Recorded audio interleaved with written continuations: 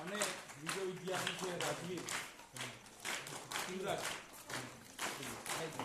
શિવરાજને પણ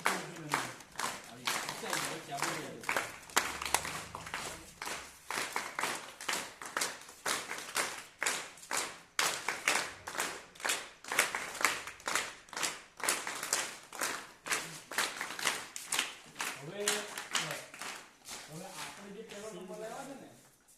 અત્યારે જે આપણે 16 સીઆરસી હોય બરાબર 16 સીઆરસી માંથી આપણે પહેલો નંબર બરાબર 16 જણને આપણે 16 માંથી 15 ને આપણે 15 ની સામે હરીફાઈમાં રહેવાનું બરાબર